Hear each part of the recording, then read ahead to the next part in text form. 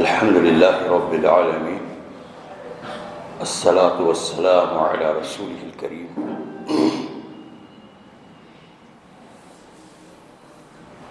وعلى آله وأصحابه أجمعين والعاقبة للمتقين أما بعد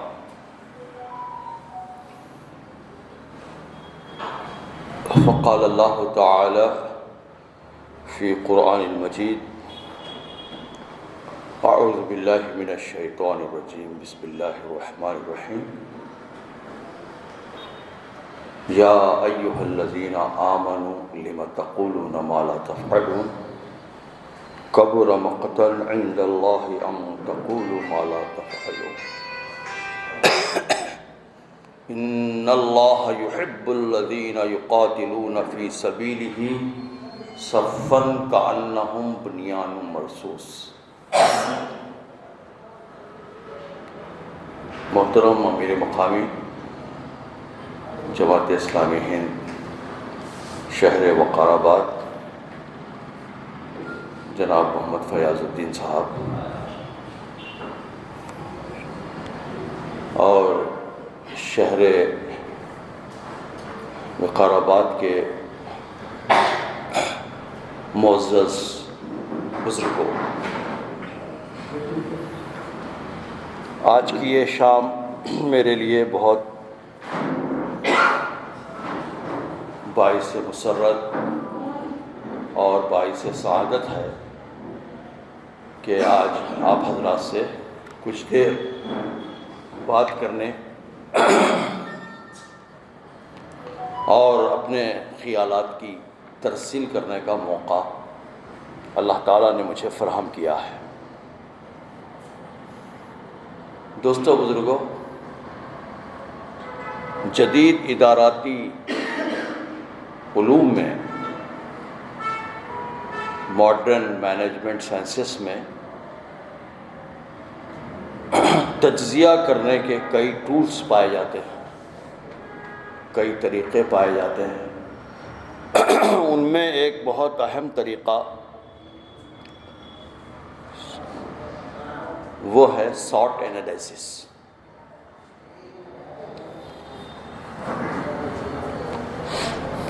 SWOT، سارٹ انالیسس۔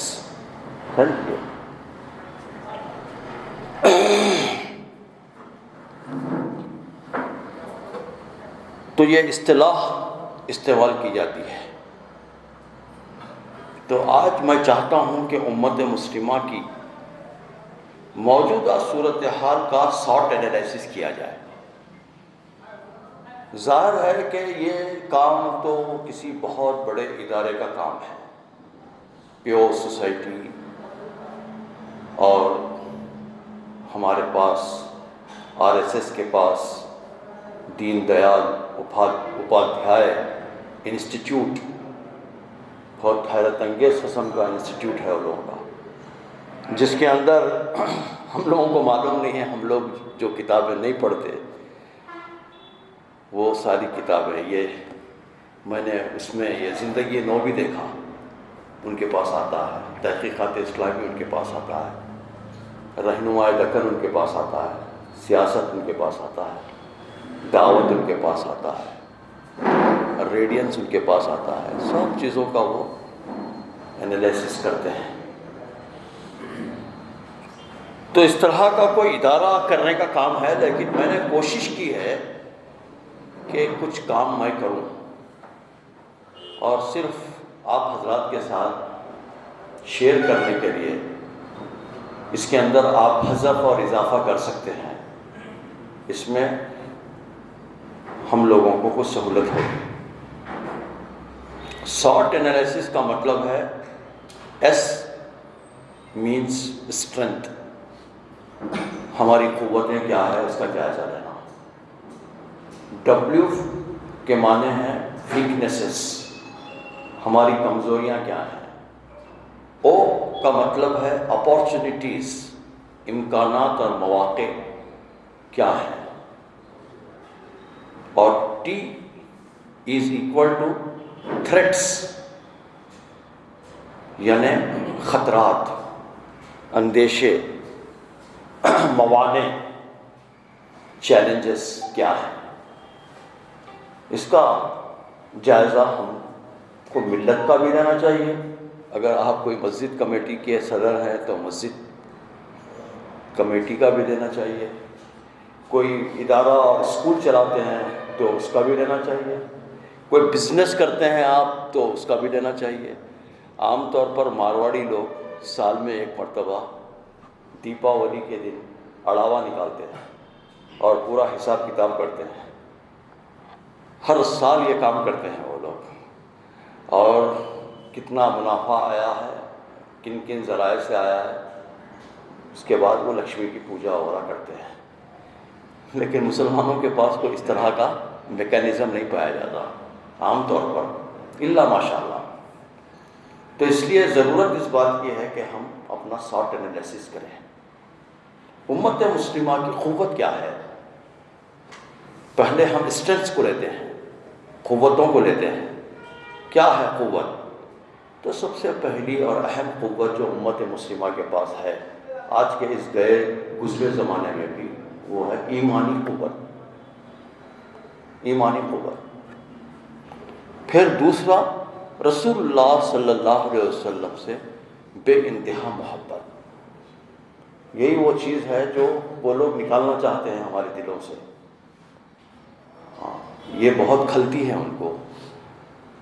اور تیسری چیز ہے عالمی بیداری کی لہر، جو یہ بھی ہماری ایک اسٹرینتھ ہے۔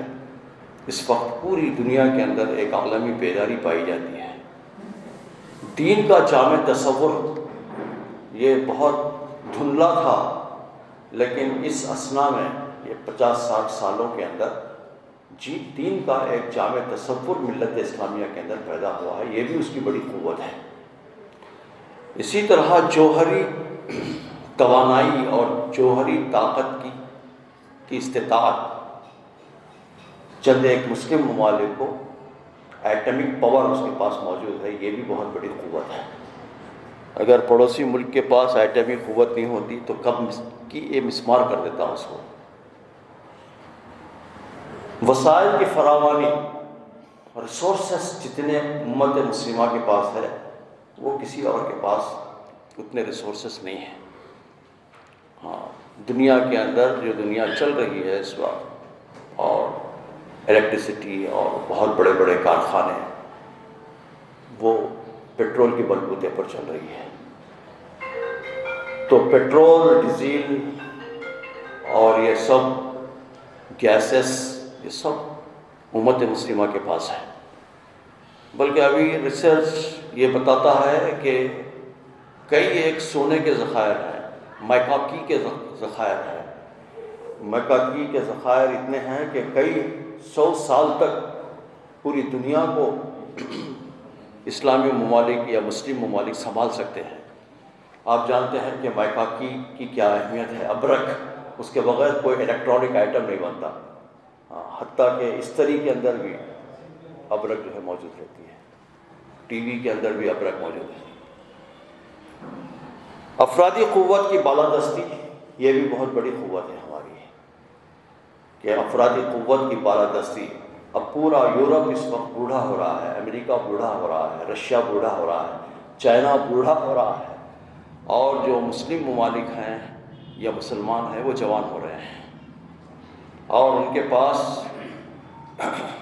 15 سال سے لے کر 35 سال تک کے بچوں کی جو تعداد ہے وہ تقریباً 65% ہے، جبکہ 65 سال سے اوپر عمر رکھنے والے لوگوں کی تعداد یورپین کنٹریز میں، امریکہ میں، رشیا میں، اور پھر ادھر چائنا میں، جاپان میں 65% ہے۔ 65 سال سے بھی زیادہ عمر کے لوگ، یعنی یہ لوگ اکنامکلی برڈن ہے، یہ معاشی طور پر یہ بوجھ ہیں، کچھ کام نہیں کر سکتے، بوڑھے لوگ ہیں۔ اور اس کے برخلاف ہمارے پاس جوانوں کی تعداد پائی جاتی ہے۔ اسی لیے تو ہمارے بھائی بن جا کے، ہمارے بچے بیٹے جا کر یورپین کنٹریز میں، امریکہ میں خدمات انجام دے رہے ہیں، آسٹریلیا وغیرہ میں آج بھی۔ ان کی مانگ ہے۔ پھر امت مسلمہ کا عالمی تصور، یہ بھی ایک بہت بڑی قوت ہے کہ ایک زمانے میں اس طرح کا عالمی تصور نہیں پایا جاتا تھا، اب الحمدللہ امت مسلمہ پوری امت ایک ہے، یہ تصور عام ہوتا جا رہا ہے۔ امتکم امتم واحدہ۔ ابھی کرناٹک کے اندر ایک واقعہ ہوا تو دنیا کے کئی ممالک کے اندر اس کا ریاکشن ہو رہا ہے۔ تو پوری امت ایک ہے، یہ تصور بھی بہت بڑی طاقت ہے۔ تو امت مسلمہ کے ویکنیسز کیا ہیں؟ ڈبلیو، شارٹ انالیسس کا ڈبلیو، ویکنیسز، اس کی کمزوریاں کیا ہیں؟ اس کی بہت اہم اور بہت بڑی کمزوری اور نمایاں کمزوری وہ ہے علاقائی، نسلی اور لسانی تقسیم۔ علاقائی، نسلی اور علاقائی تقسیم۔ بلوچ، سندھ، مہاجر، افغانی، نان افغانی، خرد، عرب، عجم، یہ جو لسانی اور تقسیم ہے یہ بہت بڑی کمزوری ہے۔ زبان کی تقسیم، زبان کی بنیاد پر تقسیم، علاقے کی بنیادوں پر تقسیم۔ آپ جانتے ہیں کہ مغربی پاکستان اور مشرقی پاکستان کے درمیان میں بہت بڑا بوند ہے، لینگویج بالکل الگ ہے لوگوں کی، یہ بنگالی بولتے ہیں اور اردو اور سندھی بولتے ہیں، بلوچی بولتے ہیں۔ استحصالی معاشی قوتوں پر انحصار یہ بھی بہت بڑی کمزوری ہے کہ ڈپینڈنس آن ایکسپلائٹر اکنامک فورسز، ہم لوگ معاشی جو استحصالی قوتیں پائی جاتی ہیں اس کے اوپر ہمارا انحصار ہے۔ عسکری قوت کے لیے دشمن پر انحصار، یہ بھی ہماری بہت بڑی کمزوری ہے کہ ہمارے جو مسلم ممالک ہیں، چند ایک کو چھوڑ کر اکثر مسلم ممالک نئے اور سوفاسٹیکیٹڈ قسم کے ہتھیار خریدنے کی تو وہ طاقت رکھتے ہیں، سکت رکھتے ہیں، اور نئے اور سوفاسٹیکیٹڈ ہتھیار کو تو جمع کر رہے ہیں لیکن وہ ہتھیار چلانا نہیں جانتے، نہ تو ان کے پاس ہتھیار تیار ہوتا ہے، اور وہ دشمنوں کے پاس سے ہتھیار کو خرید رہے ہیں اور اپنے پاس پڑوسی ممالک کے اندر حملہ کرنے کے لیے اڈے فراہم کر رہے ہیں۔ افغانستان پر اتنی لے دے کیوں ہو رہی ہے؟ وہ اسی لیے ہو رہی ہے کہ ایک اسٹریٹجیکل ملک ہے وہ، اس کے اوپر اگر قبضہ ہو جائے اور اس کے اوپر وہاں پر تسلط قائم ہو جائے تو اس پورے خطے کو کنٹرول کر سکتے ہیں، پاکستان کو، بھارت کو، چائنا کو، سب کو کنٹرول کر سکتے ہیں، ایشیا کو، ساؤتھ ایشین کنٹریز کو، یہ سب کو۔ اس لیے آپ دیکھیں گے کہ یورپین کنٹریز، خاص طور پر امریکہ، کبھی اپنے ملک کے اندر نہیں لڑا ہے، جتنی لڑائیاں اس کی ہو رہی ہیں وہ سب دوسروں کے زمین پر ہو رہی ہیں، دوسروں کی، کبھی افغانستان کو تباہ کر رہا ہے، کبھی عراق کو تباہ کر رہا ہے، کبھی شام کے اندر تباہی مچا رہا ہے، کبھی فلسطین کے اندر تباہی مچ رہی ہے۔ یہ سب ممالک بالکل الگ ہیں لوگوں کے، ان سے کوئی تعلق نہیں ہے۔ اسی طرح حکمرانوں کی ذہنی غلامی، یہ بھی ہماری بہت بڑی کمزوری ہے۔ حکمرانوں کی ذہنی غلامی، حکمرانوں کی ذہنی غلامی کا مشاہدہ اور تجربہ مجھے اس وقت ہوا جب میں سعودی عرب گیا، اور چند ہی لوگ تھے امیگریشن کی لائن میں، میرا خیال ہے 10-15 لوگ تھے ہوں گے زیادہ سے زیادہ، اور امیگریشن کے ٹیبل پر بیٹھا ہوا وہ شخص کبھی سگریٹ پی رہا ہے، کبھی ڈکاکشن پی رہا ہے، کبھی فون پہ بات کر رہا ہے، اور یہ جو پیسنجرز ہیں یہ بیچارے لائن کے اندر ٹھہرے ہوئے ہیں، ان کی طرف دیکھ بھی نہیں رہا ہے، اور کسی کی مجال بھی نہیں ہے کہ اس کو یہ بولے کہ بھئی تو غیر ضروری قسم کی باتیں فون میں کر رہا ہے، اور ہمارا امیگریشن رکا ہوا ہے، یہ کہنے کی بھی قوت نہیں ہے، خاموش ٹھہرے ہوئے ہیں لوگ۔ لیکن اتنے میں ایک گوری چمڑی کا امریکن آیا پیسنجر، تو یہ کیبن میں سے نکل کر جا کر اس کا بیگ لے کر، اس کا پاسپورٹ لے کر، اس کو اندر بٹھا کر اس کو چائے پلا کر اس کا امیگریشن کر کر اس کو بھیجا. اور یہ جو ایشین کنٹریز کے جو لوگ ہیں وہ لائن میں ٹھہرے ہوئے ہیں، اور وہ آیا بھی اور اس کا امیگریشن بھی ہو گیا. اس وقت مجھے اندازہ ہوا کہ حکمراں طبقہ جو پایا جاتا ہے اس کی ذہنی غلامی کس حد تک پائی جاتی ہے. اسی طرح تعلیمی انحطاط، یہ بھی ہماری بہت بڑی کمزوری ہے. تعلیمی انحطاط، کوئی مسلم ملک نہیں ہے صرف ترک کو چھوڑ کر، صرف اس کو چھوڑ کر جتنے ممالک پائے جاتے ہیں وہ تعلیم کے اوپر اپنی جی ڈی پی سے 6% سے کم خرچ کرتے ہیں. اور ترک یہ اپنی جی ڈی پی کا کم و بیش 32% حصہ تعلیم کے اوپر خرچ کر رہا ہے، اور کوئی نہیں ہے. پھر ہماری تعلیمی جو کیفیت ہے وہ کیسی ہے؟ ہم بنیادی تعلیم میں بہت اچھے ہیں.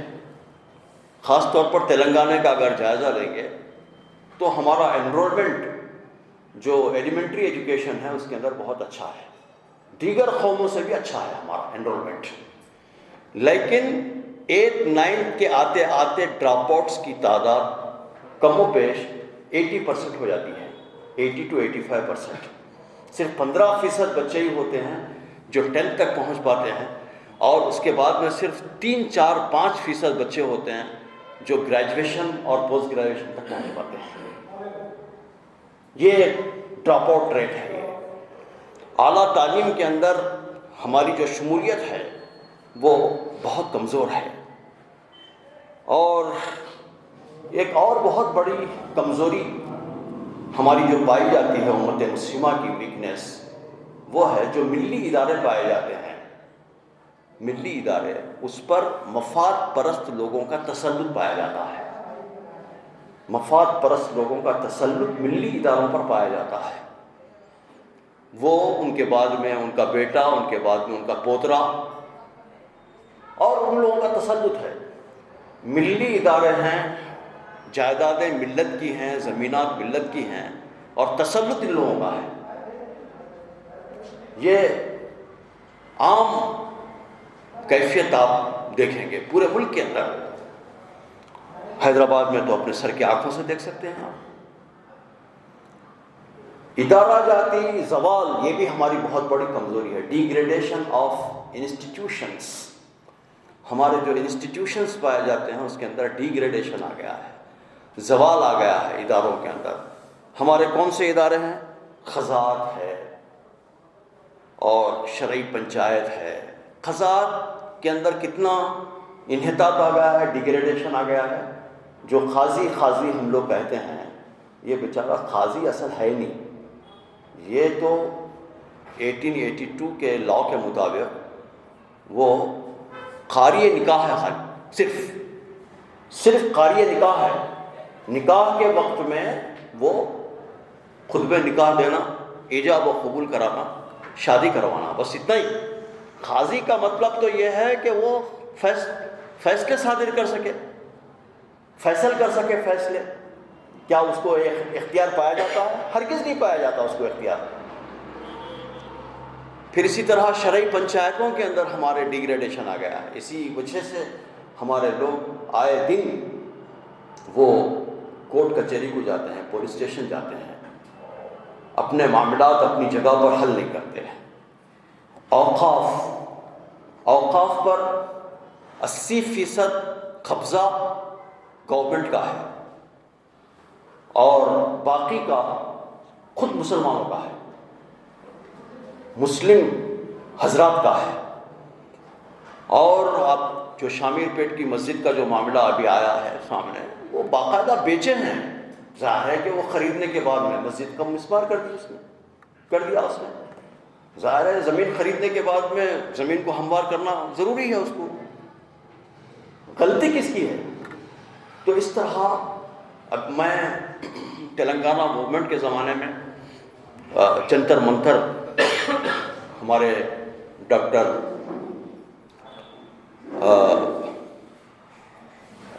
صاحب کے ساتھ میں کار میں جا رہا تھا، جو دلی کے مائنارٹی کمیشن کے چیئرمین بھی رہے ہیں وہ، تو انہوں نے مجھے بتایا جیسے ہی میں نظام الدین کا برج اترا تو وہاں سے انہوں نے شروع کیا، یہ پراپرٹی وقف کی ہے، یہ پراپرٹی وقف کی ہے۔ اس کے بعد میں نئی دلی کے اندر ہم داخل ہوئے، منسٹر کوارٹرز، پارلیمنٹ کی بلڈنگ، سینٹرل سیکریٹریٹ، انہوں نے کہا کہ یہ سب ظفر الاسلام خان، ڈاکٹر ظفر الاسلام خان، تو انہوں نے کہا کہ یہ سب اوقاف کی زمین ہے، گویا کہ نئی دلی پوری اوقاف کی ہے اور اس پر گورنمنٹ کا قبضہ ہے۔ پارلیمنٹ کی جو عمارت بنی ہوئی ہے وہ وقف کی لائن پر ہے، وقف لائن پر ہے۔ اس کے علاوہ مدرسہ، اس کے اندر بھی انحطاط آیا۔ ہمارے پاس ہر مسجد کے ساتھ میں مدرسہ ہوتا تھا، لیکن اس کے اندر بھی انحطاط آ گیا۔ پھر خاندان، اس کے اندر بھی انحطاط آیا۔ خاندانی نظام کے اندر بھی دراڑیں پیدا ہو گئیں۔ خاندانوں کے اندر جو محبت اور الفت ہونی چاہیے، اگر تایا کا انتقال ہو گیا یا دادا کا انتقال ہو گیا تو سمجھو کہ سب لوگ منتشر ہو گئے، ختم۔ وہ گھر سے رشتہ داری کا ہی جنازہ نکل گیا۔ اس کے بعد میں پھر ایک دوسرے سے ملنے کے لیے وہ کبھی کسی کی موت ہو جائے تو شاید وہ آ جائیں گے۔ جو تعلقات ہونے چاہیے اس کے اندر کمی واقع ہوئی ہے۔ ایک اور کمزوری وہ ہے مسلکی اختلافات، مشربی اختلافات، گروہ بندی، جذباتیت۔ بہت جذباتی یہ قوم واقع ہوئی ہے۔ وسط قلبی اور وسط نظری کی کمی، یہ بھی ہماری بہت بڑی کمزوری ہے۔ پھر اپارچونیٹیز کیا ہیں؟ صرف کمزوریاں ہی نہیں ہیں، کچھ اپارچونیٹیز بھی ہیں۔ مستقبل کے امکانات کیا ہیں؟ مستقبل کے امکانات بہت روشن ہیں۔ ہمارے ملک کے اندر خاص طور پر دعوتی امکانات پائے جاتے ہیں۔ اب اگر مثبت طریقے سے پردے کی اہمیت، پردے میں عورت کی عصمت اور عفت کی حفاظت، اصل جو جوہر ہے، اصل عورت کا جو زیور ہے، جیولری ہے، وہ اس کی عصمت ہے، اس کی عفت ہے، اگر اس کو ہم بیان کرنے میں کامیاب ہو گئے تو بہت بڑا دعوتی کام اس وقت ہو سکتا ہے۔ تو اس ملک کے اندر دعوتی امکانات بہت روشن پائے جاتے ہیں۔ پھر اس ملک میں بہت بڑے پیمانے پر ابو طالب صفت لوگ پائے جاتے ہیں۔ میرا خیال ہے دنیا کے کسی اور ملک کے اندر اتنے لوگ نہیں پائے جاتے ہیں۔ ابو طالب صفت لوگ، ابو طالب صفت لوگ کا مطلب کیا ہے؟ حضرت ابو طالب نبی صلی اللہ علیہ وسلم کے چچا تھے، اور وہ ایمان نہیں لائے، آخری وقت تک بھی ایمان نہیں لے آئے۔ آپ صلی اللہ علیہ وسلم نے کئی مرتبہ آپ کو ترغیب دی، بلکہ جب آپ کا انتقال ہو رہا تھا تو نبی صلی اللہ علیہ وسلم نے فرمایا کہ چچا جان آپ میرے کان میں کلمہ پڑھ دیجیے، آپ کی مغفرت کا سامان ہو جائے گا۔ تو ادھر ادھر دیکھ کر کہا، حمیت جاہلیہ ان کی پھر ابھر آئی، کہا کہ لوگ سمجھیں گے کہ میں بزدل ہو گیا، اور وہ کلمہ نہیں پڑھے۔ لیکن آخری سانس تک نبی صلی اللہ علیہ وسلم کی تحریک اسلامی کی، مسلمانوں کی پشت پناہ بنے رہے، ان کی مدد کرتے رہے۔ شیب ابی طالب کی گھاٹیوں کے اندر 3 سال تک وہ محصور رہے، اور بڑی مصیبتیں انہوں نے جھیلی۔ تو ایسے جتنے لوگ ہیں جو مسلمانوں کو پسند کرتے ہیں، میں ان لوگوں کو ابو طالب صفت لوگ کہتا ہوں۔ تو اس ملک کے اندر بھی بہت بڑے پیمانے پر ایسے لوگ پائے جاتے ہیں جو موجودہ حکومت کے جو کارنامے ہیں، جو کرتوت ہیں، اس کو وہ اچھی نظر سے نہیں دیکھتے۔ وہ جو دستوری اداروں کو پامال کر رہے ہیں، دستوری اداروں کو کی اندیکھی کر رہے ہیں، جیسے CBI ہے، انفورسمنٹ ڈپارٹمنٹ ہے، ED ہے، الیکشن کمشنر ہے، عدالتیں ہیں، ان سب کو پامال کر دیا ہے۔ عدالتوں کے اندر جو فیصلے جو آ رہے ہیں وہ عدالتوں پر دباؤ کے نتیجے میں ہیں۔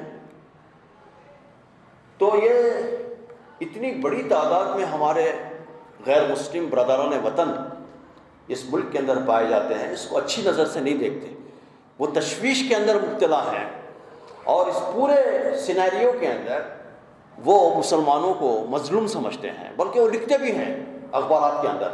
لیکن ایسے سب لوگ منتشر ہیں ملک کے اندر، ملک کے کونے کونے کے اندر. وہ کون لوگ ہیں؟ ریٹائرڈ ججز، lawyers, retired vice counsellors, professors, ایسے بہت بڑے لوگ، پڑھے لکھے لوگ، ہسٹورینس، سوشالوجسٹ، صحافت سے تعلق رکھنے والے لوگ، یہ سب لوگ پائے جاتے ہیں. یہ ہمارے لیے بہت بڑے امکانات ہیں اگر ہم ان کو ایک پلیٹ فارم پر لانے میں کامیاب ہوں. ذرائع ابلاغ کا دورہ اور اس کے دور رس اثرات، تیز تر دور رس اثرات، یہ بھی بہت بڑے امکانات ہیں. چند دنوں تک ہم لوگ آپس میں کڑتے رہتے تھے کہ ہمارا کوئی نیشنل پیپر نہیں ہے، کوئی نیشنل چینل نہیں ہے ہماری آواز کو اور ہماری ترجمانی بیان کر سکے.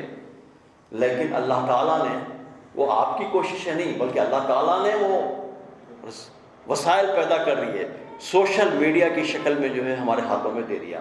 اب لو، فوٹو لو، بھیجو، جو آپ لکھنا چاہتے ہیں لکھو اور سینڈ کرو، فارورڈ کرو، پیسٹ کرو، فارورڈ کرو. یعنی اتنے امکانات، تیز رس.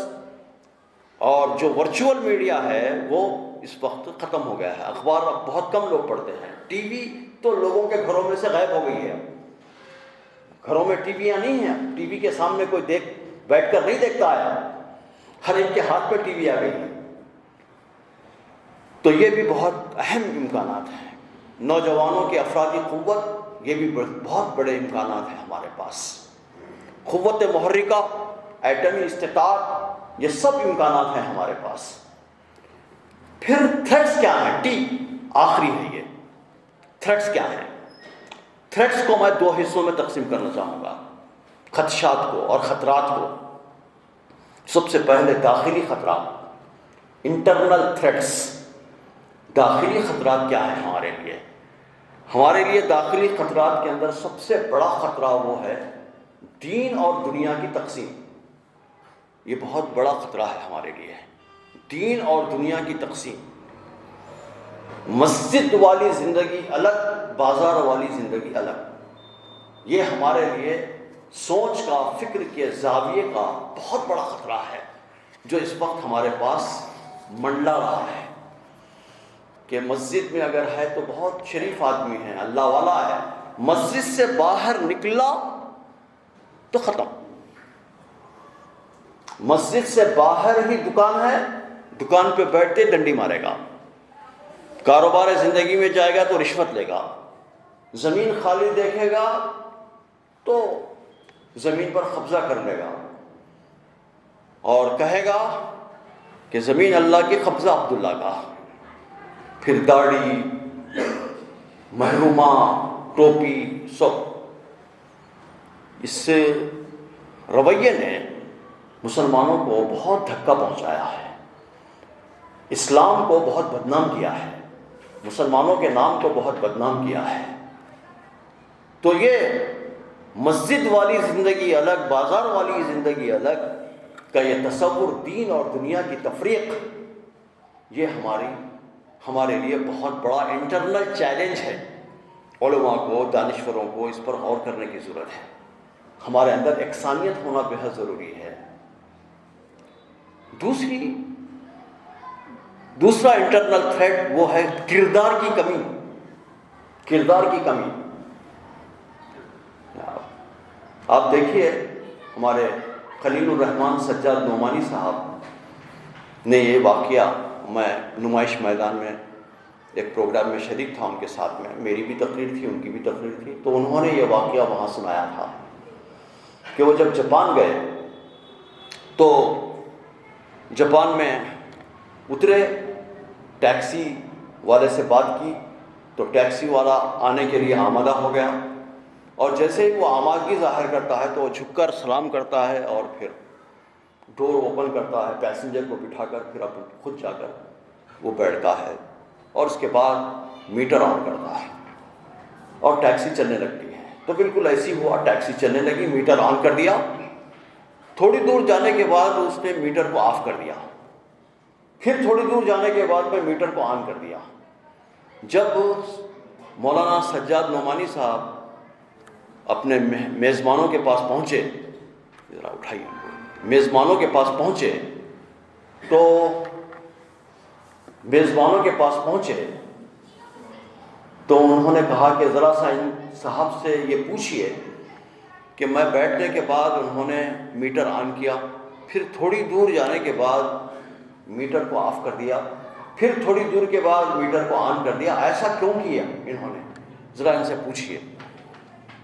تو انہوں نے پوچھا تو ٹیکسی ڈرائیور نے بتایا، ہاں کیا بتایا ٹیکسی ڈرائیور نے، کہ مجھے ایک جگہ سے یو ٹرن لینا تھا، میں مس کر گیا، بھول گیا یا مس کر گیا، میں تیز نکل گئی گاڑی، تو میں اور آگے سے یو ٹرن میں لیا، تو جہاں تک میری غلطی کی وجہ سے یو ٹرن مجھے لینا پڑا، میں نے اس حد تک میٹر کو آف کر دیا، اور پھر جہاں سے جانا تھا وہاں پر میں نے میٹر کو آن کر دیا۔ میں ایسا نہیں کر سکتا تھا کہ ان کو بٹھا کر میں چکر لگاتا۔ دیکھیے وہ نہ ایمان والا ہے، نہ مسلمان ہے، نہ مسجد والی زندگی ہے اس کی، ہاں نہ وہ کہیں جماعت میں ہے، نہ کہیں جماعتوں میں گیا، کچھ نہیں، لیکن اس کا کردار دیکھیے کیسا ہے۔ پھر میرا ایک تجربہ سنیے آپ، میں مدراس گیا، میرے ساتھ اور 4-5 دوست تھے، ہم کو قریب ہی میں مدراس میں حج ہاؤس کو جانا تھا، حج ہاؤس کے پاس ہمارا پروگرام تھا۔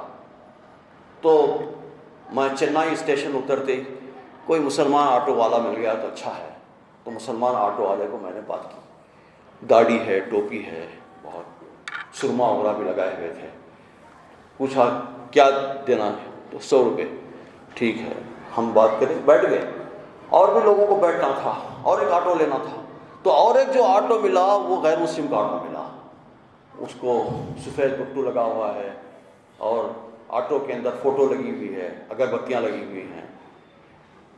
تو یہ ہمارا آٹو پہلے پہنچا تو ہم 100 روپے دے دیے اور چلا گیا، جو پیچھے آنے والا آٹو بعد میں پہنچا، تو ہم سے انہوں نے پوچھا کہ کیا دیے، تو کہا کہ 100 روپے، تو 100 روپے جب دیے تو اس غیر مسلم نے 60 روپے واپس کر دیے، اور یہ کہتے ہوئے واپس کرا کہ یہ 40 روپے بھی آنے کے لیے زیادہ ہے، اور اس نے دینے سے انکار کر دیا۔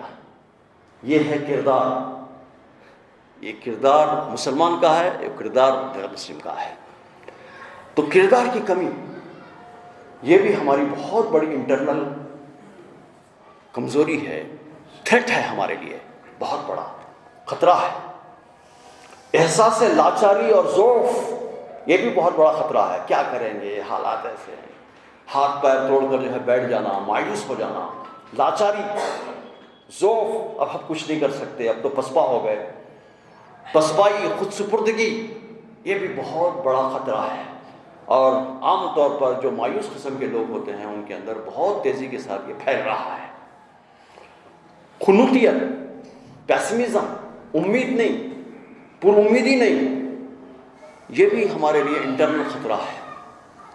مایوس آدمی، مایوس قوم، مایوس شخص دنیا کے اندر کوئی کام نہیں کر سکتا، صرف ایک کام کر سکتا ہے، اور وہ کیا کام ہے؟ خودکشی، اس کے سوا اور کچھ نہیں۔ اور جتنے خودکشی کرنے والے جو لوگ ہوتے ہیں وہ مایوس لوگ ہوتے ہیں، ان کے اندر کوئی امید کی کرن نہیں رہتی، اور ایمان والے جو ہوتے ہیں وہ امید کو کبھی نہیں چھوڑتے، آخری سانس تک پر امید رہتے ہیں۔ عورتوں کی کم قدری، یہ بھی ہمارا انٹرنل خطرہ، تھریٹ ہے ہمارے لیے، عورتوں کی کم قدری۔ میں ایک بہت بڑے ہاسپٹل کا چیئرمین ہوں حیدرآباد میں، بلکہ پیٹلا برج میٹرنٹی ہاسپٹل کے بعد میں ہمارا ہاسپٹل نمبر 2 ہے، وہاں کے ڈیلیوریز کے بعد میں سب سے زیادہ ڈیلیوریز حیدرآباد میں ہمارے پاس ہوتے ہیں، ہمارے ہاسپٹل میں۔ مسلم میٹرنٹی اینڈ چلڈرنس ہاسپٹل کے اندر. تو میں آئے دن ایسے مناظر دیکھتا ہوں کہ بیٹا پیدا ہوا، مرد بچہ پیدا ہوا تو لڈو تقسیم کرتا ہے، لڑکی پیدا ہوئی تو منہ چھپاتے پھرتا ہے، لڑکا پیدا ہوا تو بل بنتا ہے، لڑکی پیدا ہوئی تو کنسیشن کے لیے آ جاتا ہے، بل نہیں بنتا، ہم سے کچھ بہانے بناتا ہے. تو یہ عورتوں کی کم قدری یہ آج بھی پائی جاتی ہے. گھر کے ماحول میں انحطاط، رشتوں میں محبت میں حلاوت کی کمی، یہ سب ہمارے انٹرنل خطرات ہیں. یہ ایکسٹرنل تھریٹس بھی ہمارے پائے جاتے ہیں، بیرونی خطرات، بیرونی خدشات. بیرونی خدشات کیا ہیں؟ سب سے پہلا خدشہ جو بیرونی پایا جاتا ہے وہ ہے فکری الغار. فکری الغار. آپ جو تعلیم ہم اپنے بچوں کو دے رہے ہیں، کے جی سے لے کر پی جی تک اس کو آپ تعلیم دلائیے، کے جی سے لے کر پی جی تک کہیں بھی اللہ میاں کا نام نہیں ہے. ہمارا بچہ پڑھ کر نکل رہا ہے، کہیں نہیں ہے. اگر آپ اس کو گھر میں تعلیم نہ دیں، اس کو مسجد نہ بھیجیں، صباحی مدرسے میں نہ بھیجیں، تو آپ کا بچہ تہریہ بن کر پیدا ہوگا، بڑا ہوگا. چنانچہ مجھے کھمم میں لوگوں نے بتایا کہ ایک 8 کلاس کا مسلم بچہ آدم علیہ السلام کا ہی انکار کر رہا. آدم علیہ السلام ہے ہی نہیں، انسان جو پیدا ہوا وہ امیبا سے پیدا ہوا، ڈارون کی تھیوری بیان کر رہا ہو. تو یہ ہے فکری الغار، اس وقت پوری دنیا کے اندر پھیلا ہوا ہے. نمبر 2، ثقافتی الغار. ہماری ثقافت بدل رہی ہے. ثقافتی الغار. ہمارے جو مسلم نوجوان ہیں، تعلیم یافتہ نوجوان ہیں اور عام نوجوان ہیں، آپ دیکھیں گے کہ امریکہ کو گالیاں دیں گے، امریکہ کو دن تمام گالیاں دیں گے، امریکہ مرد آباد بولیں گے. اسرائیل کو بھی گالیاں دیں گے، اس لیے کہ فلسطین پر ظلم کر رہا ہے اسرائیل، اس کو بھی گالیاں دیں گے. اور جتنی سازشیں ہیں وہ سب یہودی اور صہیونی سازشیں ہیں، یہ بھی کہے گا وہ. لیکن ثقافتی الغار کا حال یہ ہے کہ امریکہ جو پہنایا وہ پہن لیں گے، امریکہ جو کھلایا وہ کھا لیں گے. امریکہ برگر کھلایا تو ہمارا ہی ہے وہ برگر، ہمارے پاس کی ترکاری ہے، ہمارے پاس کا چکن ہے، لیکن برگر کھائے گا. پیپسی پیے بغیر اس کے حلق سے کھانا نہیں اترے گا. اور بڑی شان کے ساتھ میں پیچھے آگے US لکھے گا. ثقافتی الغار. اس نے بتایا کہ کپڑے پھاڑ کر پہنو، تو کپڑے پھاڑ کر پہننے کے اندر وہ عزت محسوس کرے گا. ہمارے بچپن میں اگر تھوڑا بہت کپڑے پھٹ جاتے تو ہم رف کراتے تھے، ٹیلر کے پاس جا کر رف کرا کے پہنا کرتے تھے، پیون کی جگہ پہ رف کرتے تھے کپڑوں کو. لیکن اب تو بچے کپڑے پھاڑ کر پہن رہے ہیں. یہ ہے ثقافتی الغار. کیا کر رہے ہیں نہیں معلوم ہے. تیسرا، معاشی الغار. اس وقت آپ کو معلوم ہے کہ اس وقت آن لائن کرنسی وغیرہ کے نام سے معاشی الغار اب اس وقت ہونے والی ہے. معاشی الغار یہ ہے کہ آپ نے دکان لگائی اور آپ EMI نہیں دے رہے ہیں اور آپ راست طور پر اس کو فروخت کر رہے ہیں. آپ کی ٹی وی، آپ کی دکان کے اندر ایئر کولر کوئی نہیں خریدے گا، اس کے پاس خریدے گا جو EMI دے گا. EMI کیا ہے؟ سود ہے اور اس کے علاوہ اور کچھ نہیں ہے. اس کو سمجھ میں ہی نہیں آ رہا. ایک ایک کے پاس کئی کارڈز، کریڈٹ کارڈز، یہ کریڈٹ کا اس کا ختم ہوگا، اس میں سے پیسے اس میں، اس میں سے پیسے. یہ معاشی الغار ہے. یہ معاشی الغار.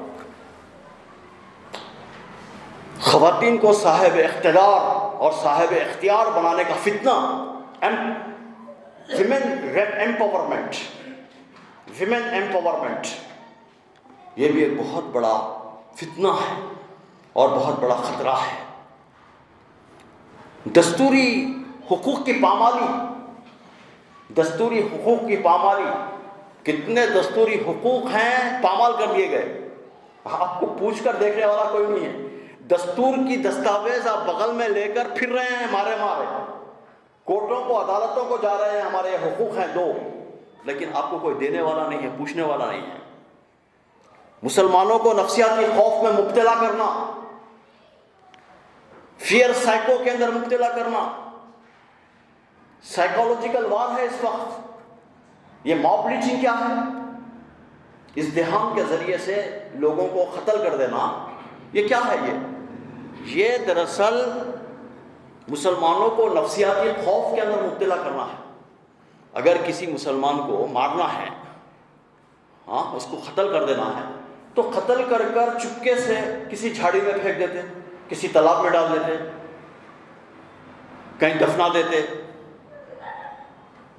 لیکن ایک آدمی کو اذیتیں پہنچا کر مار مار کر کئی لوگ لاتوں سے، گھونسوں سے، مکوں سے، لکڑیوں سے، اور اس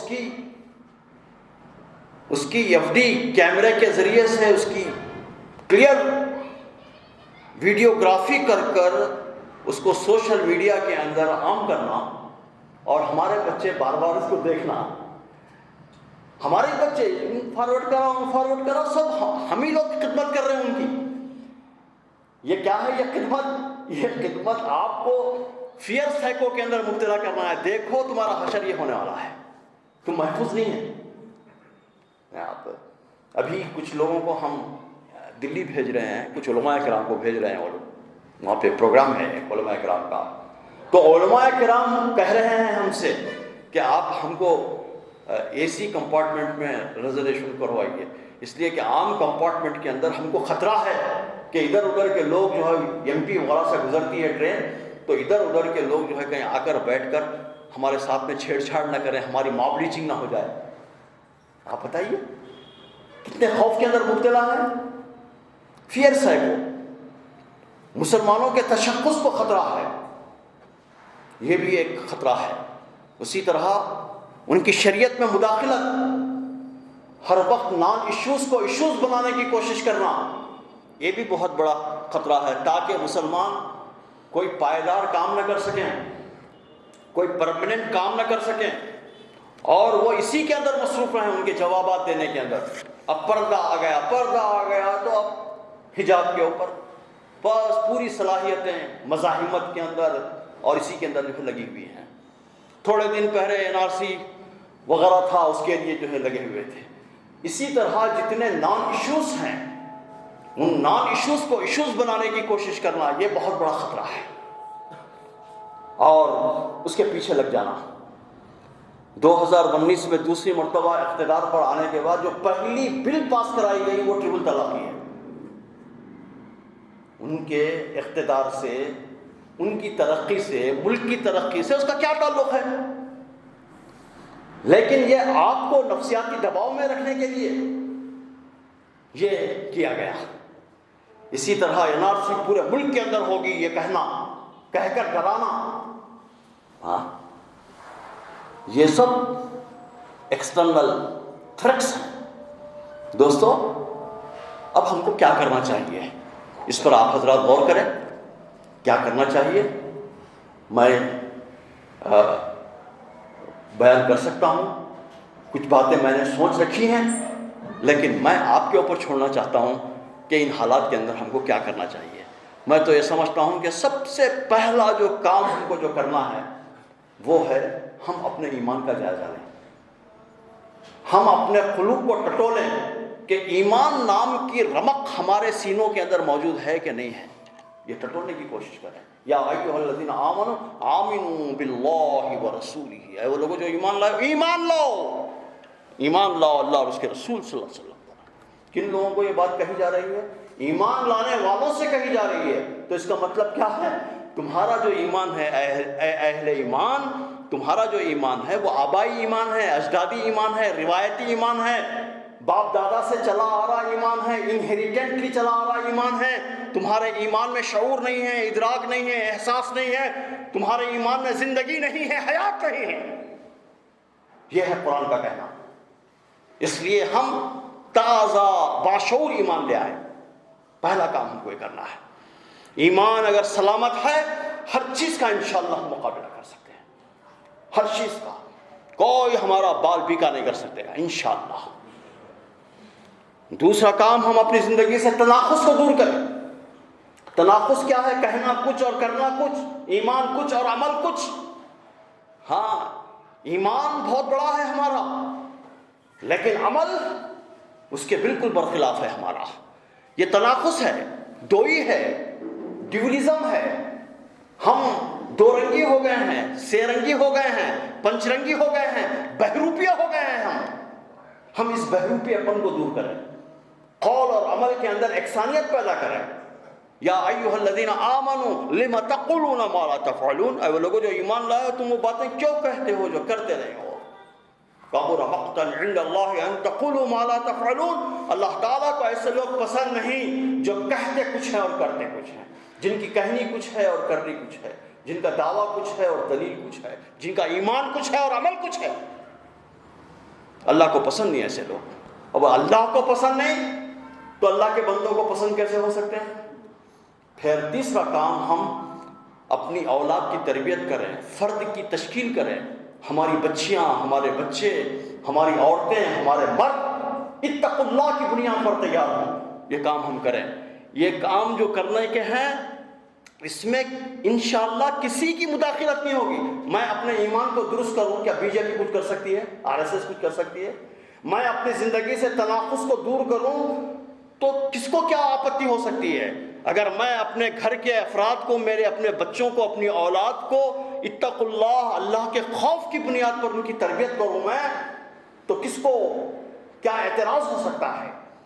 میں اپنے گھر کی تعمیر کروں، میں اپنے گھر کے افراد کو تیار کروں۔ یا ایھا الذین آمنوا قوا انفسکم واہلیکم نارا، اے لوگوں جو ایمان لائے ہو تم اپنے آپ کو اور اپنے اہل و عیال کو جہنم کی آگ سے بچاؤ۔ میں اگر جہنم کی آگ سے بچانے کی کوشش کروں گا گھر میں تو کس کو کیا ہو سکتا ہے؟ کیا اعتراض ہو سکتا ہے؟ یہ کام ہم نہیں کر رہے ہیں۔ اگر ہم یہ کام کریں گے تو انشاءاللہ ہماری جو اولاد ہے وہ ایمان کے ساتھ میں سلامت رہے گی، تشخص بھی ان کا باقی رہے گا۔ ہاں دشمن کی آنکھوں میں آگ ڈال کر وہ بات کر سکیں گے۔ پھر دین کا صحیح شعور اور فہم حاصل کریں۔ دین کا علم عام ہو رہا ہے، حفظ قرآن ہو رہا ہے۔ ہاں لوگ فقہی مسائل کو رٹ رہے ہیں، یاد کر رہے ہیں، لیکن فہم دین لوگوں کے اندر نہیں ہے، شعور دین لوگوں کے اندر نہیں ہے۔ حالات کے اوپر دین کا انطباق کیسے کرنا چاہیے، حالات کی کیا ضرورتیں ہیں، اس کے مطابق فہم حاصل کریں، اس کی کمی ملت کے اندر پائی جاتی ہے۔ اس لیے ہم فہم دین حاصل کریں، شعور دین حاصل کریں، پھر اسی طرح مکمل دین کے اندر داخل ہو جائیں۔ مکمل دین کے اندر، کیا ہم سب مکمل دین میں داخل ہیں؟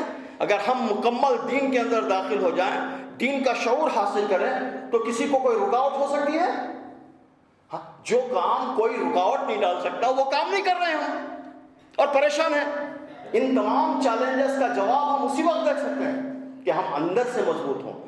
جب بیرونی حملے بڑھ جاتے ہیں تو اندرون کو مضبوط کرنا ضروری ہے۔ بڑے پہلوان سے لڑنے کے لیے اس کی تیاری کرنا ضروری ہے، ورزش کرنا ضروری ہے، اپنے آپ کو تیار کرنا ضروری ہے۔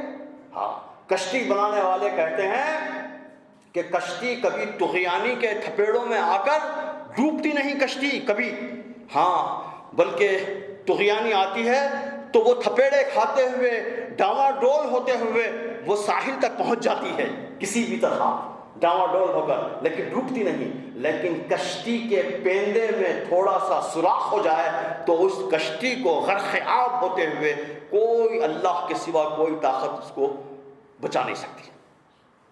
بالکل اسی طرح ملت اسلامیہ کے پیندے میں اس وقت سوراخ ہو گیا ہے، روزن ہو گیا ہے، ڈوب رہی ہے کشتی۔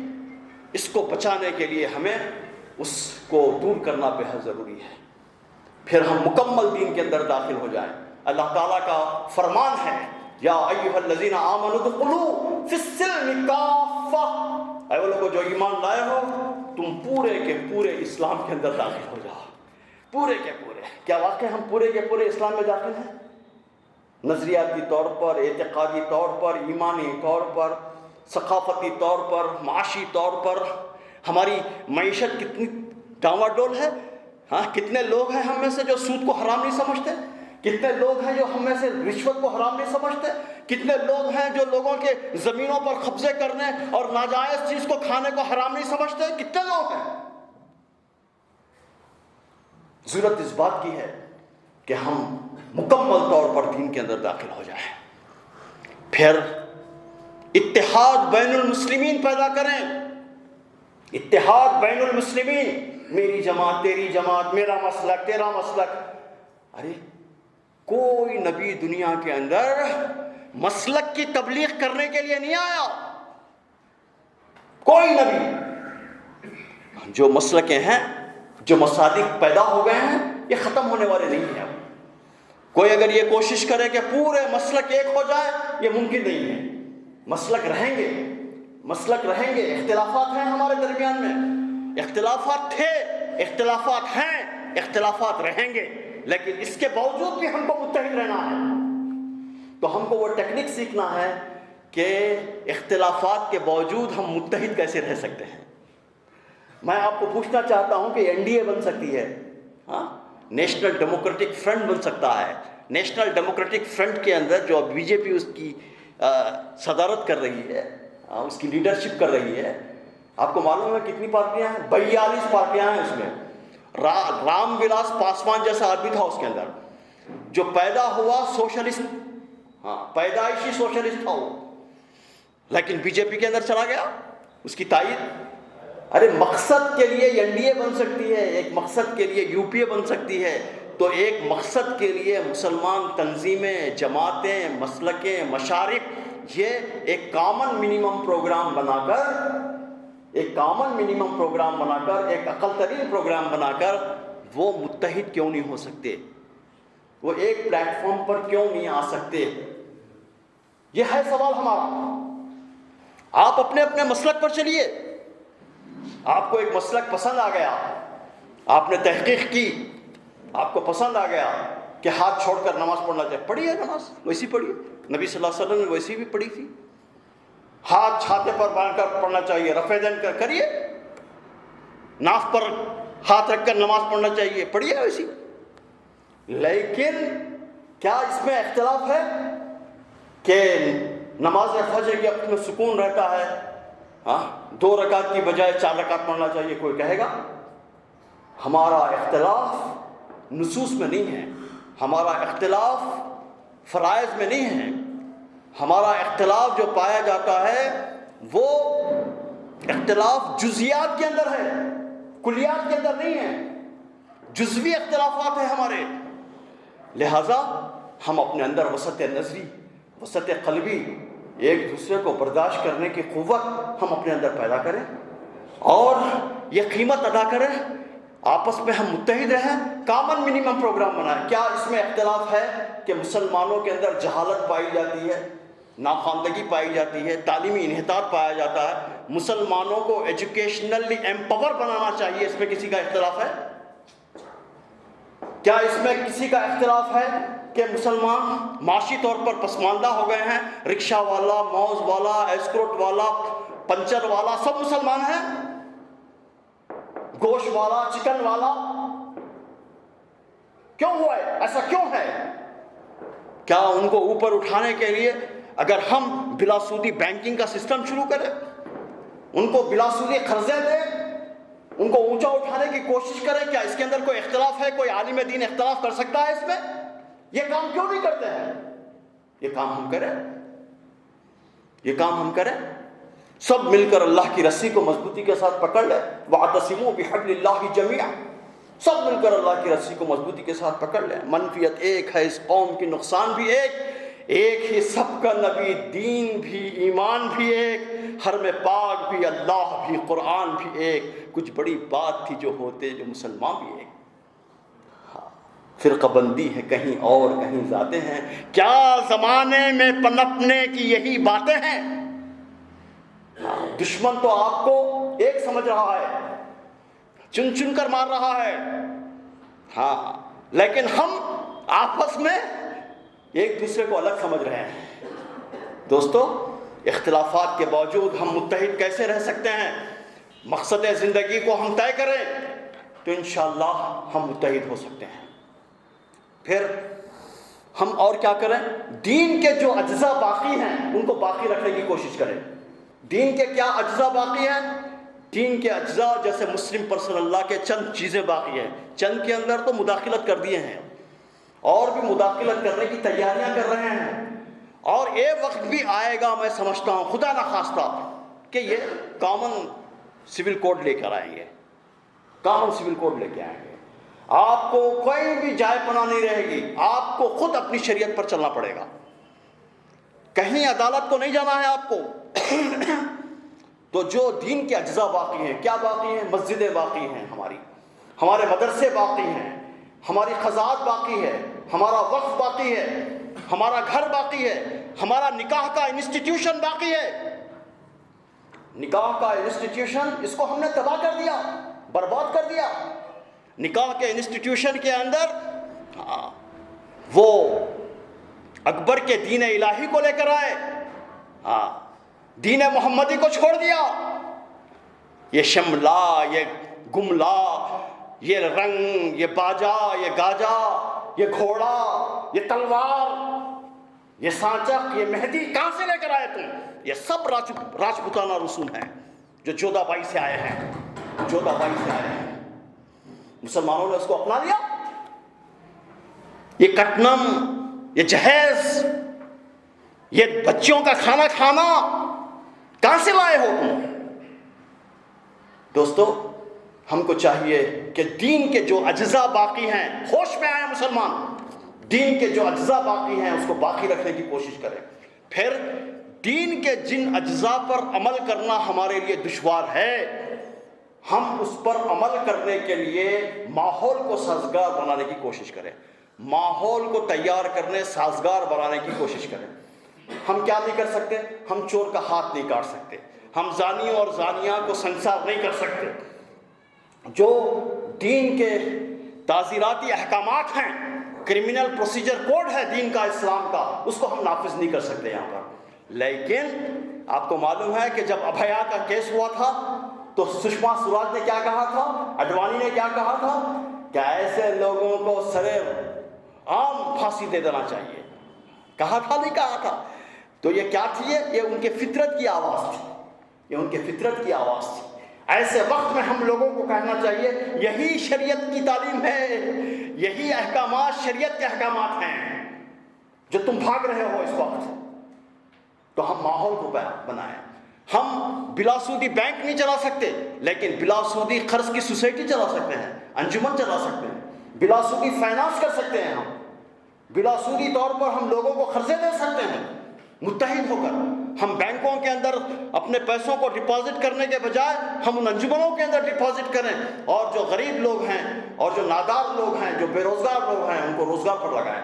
یہ کام ہم کر سکتے ہیں تاکہ لوگ سود خوری سے بچ سکیں، سودی پھندے سے بچ سکیں۔ ہم انصاف کے علمبردار بنیں، قیام عدل کے لیے ہم کوشش کریں، ظلم کے خلاف میں آواز اٹھائیں، ظلم کے خلاف آواز اٹھائیں۔ ہم خود مظلوم ہیں لیکن اس کے باوجود ظلم کے خلاف میں آواز اٹھائیں۔ جو شخص ظلم کے خلاف میں آواز اٹھاتا ہے، اللہ تعالیٰ اس کا مددگار بن جاتا ہے، اللہ تعالیٰ اس کا ساتھی بن جاتا ہے، اللہ تعالیٰ کی آواز اس کے ساتھ میں ہو جاتی ہے۔ نبی صلی اللہ علیہ وسلم اور آپ کے اصحاب رضوان اللہ تعالیٰ اجمعین مکے کے اندر مظلوم تھے، مارے جا رہے تھے، پٹائی ہو رہی تھی ان کو انگاروں پر لٹایا جا رہا تھا، ان کو اذیتیں دی جا رہی تھیں۔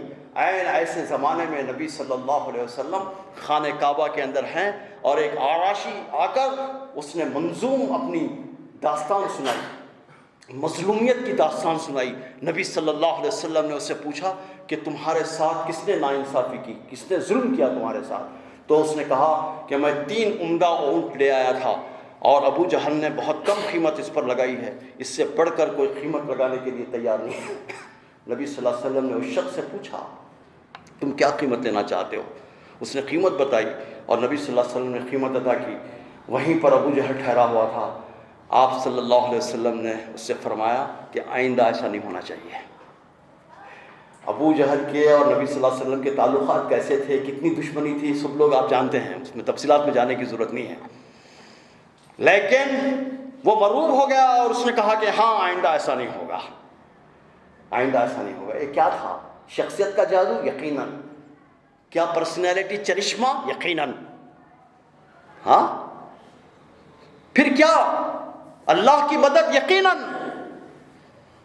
ظلم کے خلاف میں جو شخص آواز اٹھاتا ہے اللہ تعالیٰ اس کی آواز کے ساتھ دیتا ہے اور اس کی مدد کرتا ہے. تشدد اور دہشت گردی اور خاص طور پر سرکاری دہشت گردی کے خلاف مسلسل جد و جہد کرنا، فسطائیت کے خلاف میں مسلسل جد و جہد کرنا، ملک میں اقدار پر مبنی سیاست لانے کی کوشش کرنا، یہ سب سے بڑھ کر اور سب سے آخر میں ہر زمانے کے اندر مسلمانوں کو نشاط ثانیہ کے لیے، مسلمانوں کو عروج اور ترقی پر لانے کے لیے ایک ہی نسخہ کارگر رہا. جب تاتاریوں نے، چنگیزیوں نے مسلمانوں کی اور اسلامی مملکتوں کی اینٹ سے اینٹ بجا دی تھی. ہاں جب بغداد کے اندر جب خون ریزی کی گئی تو مسلمانوں کے خون سے بغداد لالازار ہو گیا تھا. جیسے بقرعید کے دن بکرے اور جانور کاٹنے پر خون روڈوں پر گلیوں کے اندر بہتا ہے، اس طرح خون بہنے لگا تھا مسلمانوں کے خون سے. بغداد کی گلیاں لالازار ہو گئی تھیں. اتنا ظلم ہو گیا تھا. لوگوں نے یہ سمجھا تھا کہ اب مسلمان پھر سر نہیں اٹھائیں گے، اب مسلمانوں کو پھر کبھی عروج نصیب نہیں ہوگا. لیکن چند ایک نیک دل لوگوں نے، علماء نے اور جوشیلے اور حکمت اور عزم رکھنے والے نوجوانوں نے، پرعزم نوجوانوں نے، تاتاریوں اور چنگیزیوں کے کمانداروں، ان کے شہزادیوں، پھر ان کے بااثر لوگوں کے اندر دین کا کام کیا، بااثر لوگوں کے اندر، ان کے مصاحبوں کے اندر کام کیا، جس کا نتیجہ یہ ہوا کہ وہ ایمان لائے، اقتدار میں آنے کے بعد ایمان لائے، اور انہی کے بطن سے ترک پیدا ہوئے، انہی کے بطن سے مغل پیدا ہوئے، انہی کے بطن سے عثمانی پیدا ہوئے.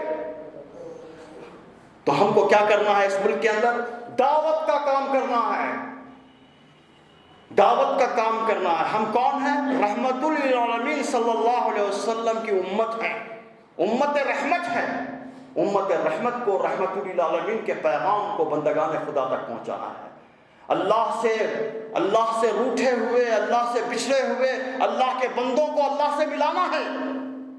یہ کام کریں گے تو آپ یقین مانیے کہ اگر ایک مسلمان 5 برادران وطن سے ملاقات کر لے اور 3 سال تک ملاقات کرتے رہے، دوست بنائے، اس کو ناشتہ کرائے، اپنے گھر کو بلائے، اس کو افطار کی دعوت دے، اس کو سحری کی دعوت دے، اس کو عید میلاد کے اندر بلائے، اس کو تحفے تحائف دے، اس کی عیادت کرے، اس کی تیمارداری کرے، اس کے بچوں کو پوچھے، دوستیاں کرے، اور آہستگی کے ساتھ اسلامک کیریکٹر کو ان کے سامنے پیش کریں.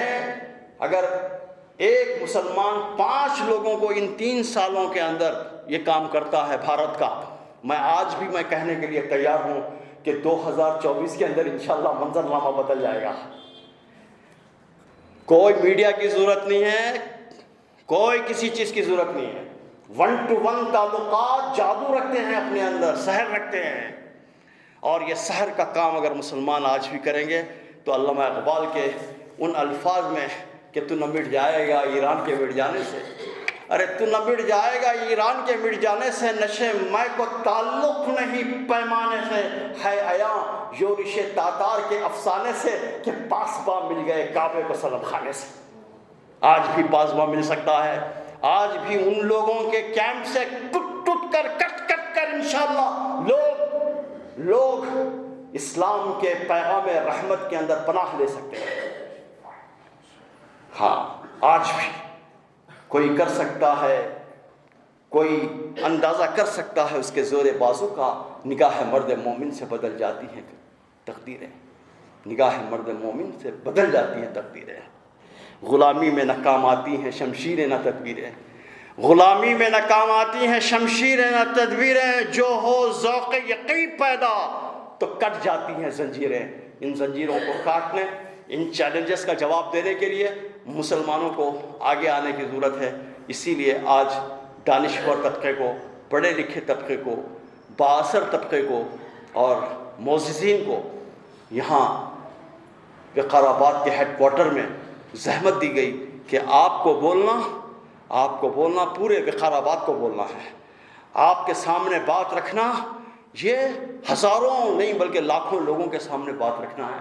اسی لیے آپ حضرات کو یہاں پر زحمت دی گئی اور یہ باتیں آپ کے سامنے رکھی گئیں۔ جماعت اسلامی ہند مثبت طور پر یہ کام مسلسل متواتر طور پر نوجوانوں میں، بچوں میں، چھوٹے بچوں میں، لڑکیوں میں، ہر جگہ یہ کام کر رہی ہے۔